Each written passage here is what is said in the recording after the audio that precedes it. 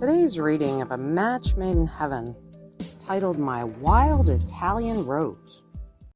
Robert Herrick wrote, "Gather ye rosebuds while ye may, old time is still a-flying." As she was growing up, the last thing on Angela Corelli's mind was marriage. While other little girls giggled over boys and assigned future husbands to each other, Angela daydreamed about diagnosing mysterious diseases. Since the second grade, she had known she wanted to be a doctor. When she announced her plans to her parents, her Italian mother, Maria, reacted with alarm. "How will you grow up to have a husband and many babies as God intended if you are a doctor, Angela?" Maria tried to persuade herself that her daughter's plan was just a passing whim. But instead of dating in high school, Angela spent her leisure time changing bedpans at the hospital. And no one was surprised when after college, Angela enrolled in medical school and then graduated with honors. Now even Maria had to accept that her daughter was going to practice medicine, but she wasn't about to concede that her daughter might remain single. "These are the 90s, she reminded Angela, using a favorite phrase of her daughter's. "Women can have it all. At least they can if they will go out on dates and try to meet eligible young men." But Angela's work was truly her first love, and it left little time for socializing. Not to be dissuaded, Maria cried, cajoled, pleaded, and begged, all to no avail.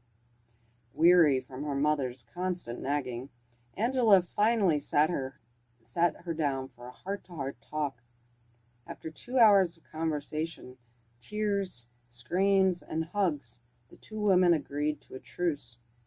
Maria gave her word never again to mention marriage in regard to her daughter. In return, Angela promised she would take more time to stop and smell the roses, as her mother put it. To everyone's great surprise, Maria managed to hold up her end of the bargain. Angela was so appreciative that she also made an effort to do as she promised. Then one day in the early spring, on her way to the hospital, Angela spotted some beautiful red roses entwined on an iron fence that enclosed an old brownstone. She smiled, recalling her mother's recent good behavior, and deliberately paused to lean in and smell the roses. When she pulled away, she discovered her skirt was caught on the thorns. As she struggled to free herself without tearing her dress, two little girls, 9 and 10, watched her from a window of the brownstone. "Daddy," they called in unison, "you've got to help that lady." When their father rushed outside to free the pretty prisoner, the two girls giggled and immediately began to scheme. Since their mother's death a few years before, the two had become almost as notorious as Maria Corelli at playing matchmaker. But as it turned out, their father needed no encouragement.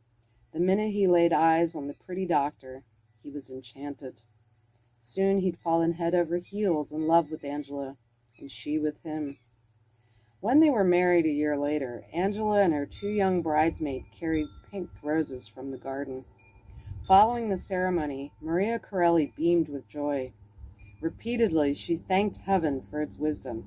"See," she declared, "God has had mercy on Angela and given her a head start with 2 half-grown daughters." "Yes, Mama," agreed Angela, "and maybe, if we're lucky, they'll grow up to be doctors." My Wild Italian Rose. Another beautiful love story, A Match Made in Heaven.